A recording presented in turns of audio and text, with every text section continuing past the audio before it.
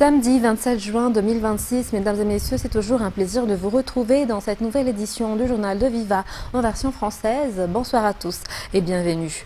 Dans les actualités de ce soir, les habitants du Foukontane d'Ambouzozo dans la commune d'Ampitataf qui refusent la nomination du chef de Foukontane. Aujourd'hui, ils ont manifesté pour exprimer leur désaccord. Ils réclament également l'organisation d'une élection. Parmi les raisons de leur refus figure l'existence de nombreux problèmes fonciers à Ambouzozo. Reportage. C'est le bureau du Foukontane d'Ambouzozo, commune d'Ampitataf, que les habitants ont cadenassé. Ils en ont bloqué la porte ainsi que les fenêtres. Celle-ci ne sera pas ouverte tant que leurs revendications n'auront pas obtenu satisfaction. Les habitants refusent la nomination de chef de Foukontane, une personne qui dirigeait déjà depuis plusieurs décennies mais qui ne les a pas satisfaits. Par ailleurs, l'une des raisons pour lesquelles les habitants refusent ce chef de Foukontane est la fréquence des problèmes fonciers à Ambouzozo. Les habitants ont notamment dénoncé le cas d'un grand terrain abritant des tombeaux ancestraux.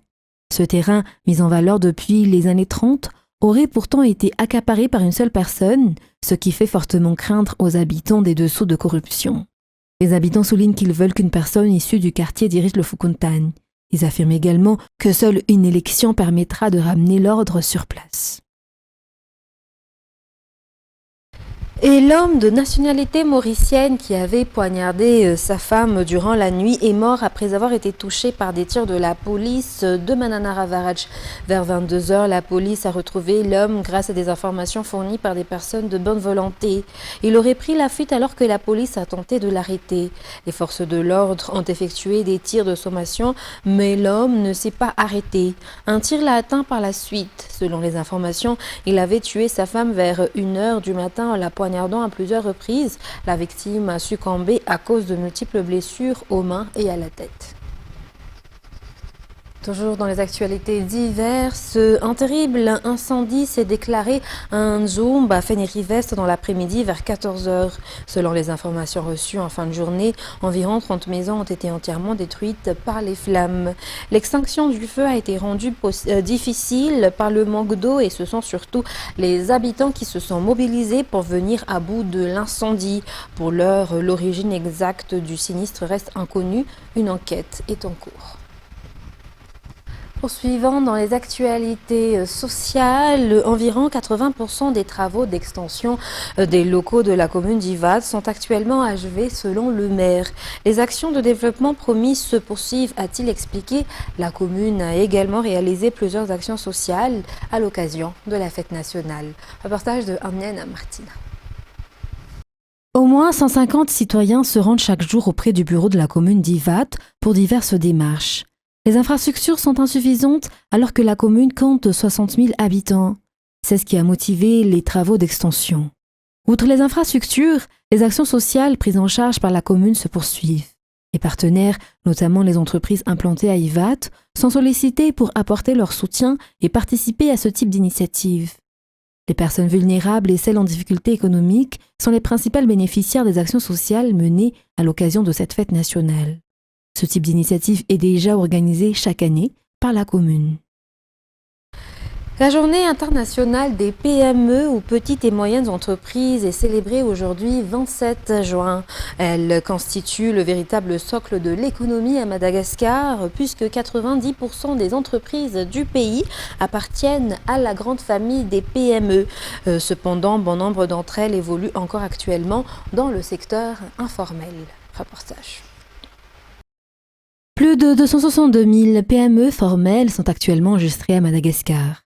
Elles génèrent plus de 60% des emplois dans le pays et jouent un rôle majeur dans le fonctionnement de l'économie nationale. Le secteur du commerce est celui qui compte le plus grand nombre des PME avec 47%. Il est suivi par l'industrie de transformation avec 20%, la construction et les BTP avec 11%, ainsi que l'hôtellerie et la restauration avec 9%. On retrouve également des PME dans l'imprimerie, la fabrication de meubles, les garages, les agences de voyage, ainsi que dans les secteurs de la technologie et de l'informatique. Les PME à Madagascar font encore face à de nombreuses difficultés, notamment la difficulté d'accès au financement, le manque de compétences en gestion et la concurrence du secteur informel. Ces entreprises non formelles sont estimées à environ 3 millions. Au-delà de leur contribution à l'emploi et à la production, Les PME occupent également une place importante dans les recettes de l'État. Le potentiel fiscal des TPE et PME formelles à Madagascar est estimé à environ 542 milliards d'arias. Le commerce de produits de première nécessité représente une grande partie des PME ou petites entreprises et moyennes entreprises à Madagascar. Selon notre enquête, le travail salarié ne permet plus de couvrir les dépenses d'un foyer. Beaucoup préfèrent donc se lancer dans l'entrepreneuriat. Nous avons rencontré aujourd'hui une personne qui a choisi cette voie. Cela fait maintenant 3 mois que la petite épicerie de Fanmezantsu a ouvert ses portes à Itosi. Elle travaillait auparavant dans une entreprise franche, mais elle a choisi l'entrepreneuriat pour faire face aux difficultés de la vie. Environ 2 millions d'arias ont été investis au départ pour acheter les marchandises destinées à la vente. Le stock a ensuite été renforcé progressivement au fur et à mesure des bénéfices réalisés. L'objectif de Fanmezantsu est d'attirer les clients et de les fidéliser. Fanmezantsu n'a pas suivi de formation particulière en gestion financière. Toutefois, elle apprend et améliore constamment ses compétences en calcul, en gestion des stocks et en suivi des bénéfices. La principale difficulté rencontrée dans la gestion d'un petit commerce est la fluctuation des prix des produits. Les entrées et sorties d'argent deviennent instables, ce qui perturbe toutes les prévisions en matière de gestion. Grâce à cette activité entrepreneuriale, Fanmezantsu a également pu aider son conjoint dans son travail. Cela permet de couvrir les dépenses supplémentaires de son foyer. Dans la page culturelle, Tuzu Emilio s'est qualifié pour l'étape des battles lors des auditions à l'aveugle du concours international de chant de Voice Afrique. Sa voix et sa maîtrise vocale ont séduit les coachs. Au-delà de son talent, il s'est également distingué par l'intégration de la langue malgache dans sa prestation, affirmant ainsi ses origines et la culture malagasy. Tuzu Emilio n'est d'ailleurs pas un nouveau venu sur la scène musicale, notamment pour les téléspectateurs fidèles des programmes de Viva. Reportage. Tuzu Emilio a choisi d'interpréter la chanson de Sam Smith, The Good at Goodbye, lors des auditions à l'aveugle. Il a livré avec une touche personnelle et beaucoup d'émotion, ce qui lui a valu les éloges des coachs. You must think that I'm stupid. Hey. You must think that I'm a fool. Faut te calmer. Je sais que l'émotion est touchée, mais faut te calmer. Think that I'm new to this. Waouh. C'est une fille ou un But garçon? I've seen this song before. Ah oui, oui, oui. I'm never gonna let you close to me, even when I'm in almost. Ça peut être une fille, hein? Cause Oui, c'est ça, every mais je pense que c'est un time I garçon. open up, it hurts. I'm never gonna get you close to you. Ah oui. Even Sam when I'm Smith, in Sam almost to you. Smith. Case you go and leave me in the dirt. For every time you hurt me, the least that I cry. And every time you leave me, the quicker this tears dry. And every time you walk out, the least I love you. Baby, we La chanson don't est difficile à stand a chanter. chance. It's said, but it's true. It was until lows and no one. It was until lows and no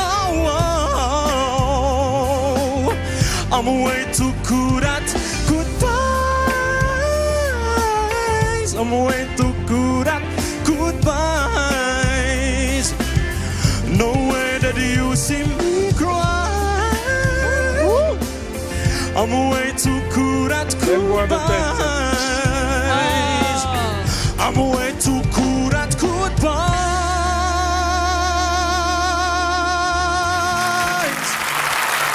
La voix de Tuzu Emilio est déjà bien connue des amateurs de musique malagasy.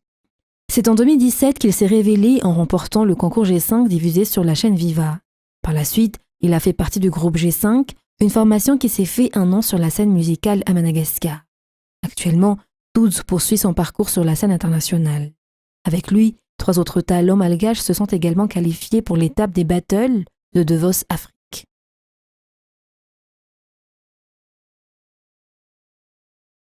Dans l'actualité sportive, la France a de nouveau survolé son match. Le Sénégal a écrit une page de l'histoire du football américain et l'Espagne a réussi à conserver leur première place. Suivant dans ce reportage le résumé des rencontres qui ont clôturé les phases des groupes G, H et I.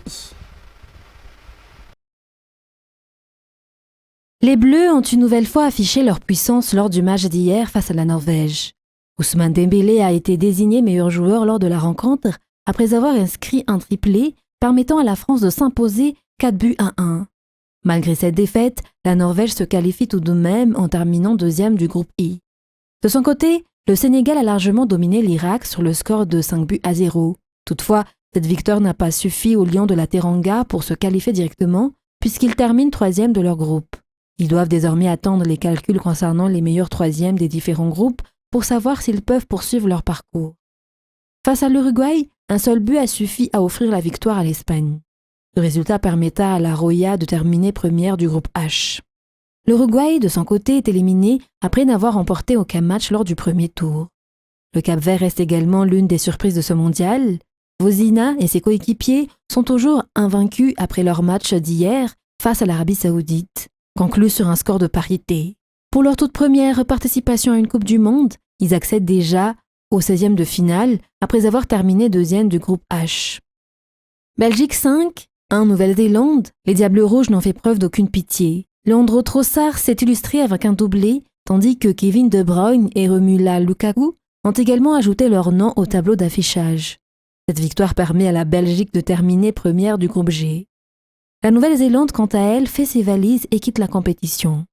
L'Égypte s'est également imposée face à l'Iran sur le score de 2-0. Les Pharaons terminent avec 5 points, à égalité avec la Belgique, mais sont devancés à la différence de but et prennent donc la deuxième place.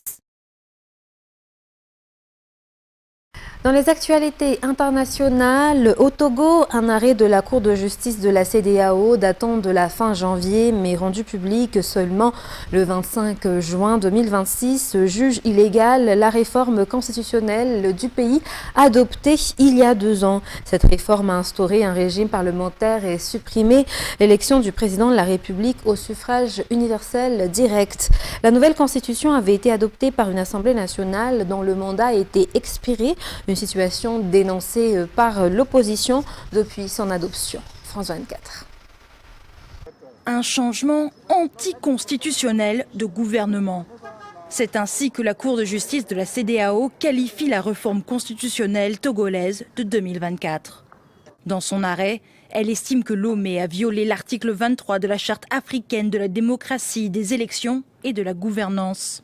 La Cour observe que la réforme constitutionnelle a été adoptée quelques semaines seulement avant les élections législatives, initialement prévues pour le 20 avril 2024, mais reportées par la suite au 29 avril 2024, ce qui soulève des questions quant à la légitimité du processus et à la représentativité de l'Assemblée. Selon les magistrats, l'objectif premier de la réforme était de contourner les limites du mandat présidentiel fixé par l'ancienne Constitution et de permettre au président sortant de conserver le pouvoir. La réforme, adoptée par l'Assemblée nationale le 19 avril 2024, fait basculer le pays d'un régime présidentiel à un régime parlementaire et supprime l'élection présidentielle au suffrage universel direct. Le président Faure Gnassingbé a ainsi pu conserver le pouvoir exécutif en devenant président du Conseil. Si la décision de la Cour de justice de la CEDEAO n'est pas contraignante, plusieurs partis d'opposition et organisations de défense des droits humains y voient une victoire symbolique. Cette décision commande maintenant à tous les Togolais, jeunes de la diaspora comme de l'intérieur, de se mobiliser dans les mois à venir pour un retour à l'ordre constitutionnel ou pour recréer un ordre constitutionnel consensuel, nouveau. Et c'est pour cela que nous réclamons une transition. Pour l'heure, le gouvernement togolais n'a pas réagi officiellement. Et partant en Europe, où la canicule est particulièrement difficile à vivre dans les immeubles et habitations les moins préparés à ce type de température, que ce soit à cause de l'absence de volets ou d'une mauvaise isolation. France 24. Des tours à perte de vue, posées sur des dalles. Ce matin-là, en bas des immeubles, il fait presque 30 degrés. Les habitants pressent le pas. La chaleur est déjà insupportable. On va traverser tout l'air bétonné ou la tout bitume, sans ombre. Donc je sais que le temps d'arriver, je vais peut-être perdre 1 kilo. Mais bon, on va revenir et puis rentrer vite à la maison. Il n'y a pas de l'ombre en fait dans les endroits comme ça. Et puis dans les chambres, dans les appartements, il fait tellement chaud. Au 13e étage de ce bâtiment, dans l'appartement de Karim, il fait 40. Grâce à la climatisation portative installée récemment dans la chambre de sa fille, la température descend un peu. C'est la solution pour dormir la nuit. Impossible d'équiper toutes les pièces. Ce petit luxe a un coût et un goût plutôt amer. Moi, la clim, je l'ai acheté à peu près 800 €. C'est une partie de mon budget de vacances qui est partie. Pour beaucoup, cette canicule, c'est le coup de grâce. Pour la première fois de sa vie, Karim, qui est pourtant né ici, songe à déménager ailleurs. Et pour terminer, partons en Israël, mais aussi parlons du Liban. Justement, ces deux pays ont signé un accord cadre à Washington vendredi 26 juin, après plusieurs jours de négociations pour mettre fin au combat entre l'État hébreu et la milice du Hezbollah, allié de l'Iran. France 24. Il aura fallu 4 jours de pourparlers sous l'égide des États-Unis pour obtenir un accord cadre. À Washington, ce vendredi, Israël et le Liban signent leur premier pas vers un accord de paix. Le cadre trilatéral que nous signons aujourd'hui constitue une première étape sur la voie du rétablissement de la souveraineté et de l'intégrité territoriale du Liban. Il permet la garantie d'une cessation permanente et définitive des hostilités, permettant à nos habitants de retourner sur leurs terres et la possibilité pour tous les Libanais de vivre dans la paix, la sécurité et la prospérité. Le contenu de cet accord n'a pas été dévoilé. Il prévoirait notamment le retrait sous condition d'Israël dans certaines zones du sud Liban, le déploiement de l'armée libanaise dans ces zones et une aide humanitaire américaine coordonnée avec les Nations Unies de 100 millions de dollars destinés au Liban. Cette somme devrait être accompagnée d'un versement de plus de 30 millions de dollars aux forces armées libanaises. Dans une vidéo, le Premier ministre israélien précise certaines modalités de cet accord. L'essentiel est qu'Israël se maintiendra dans la zone de sécurité du sud Liban. Il s'agit d'une réalisation majeure que nous maintiendrons tant que le Hezbollah n'aura pas été désarmé et qu'il continuera de représenter une menace pour l'État d'Israël. Le Liban a été entraîné dans la guerre israélo-américaine contre l'Iran début mars.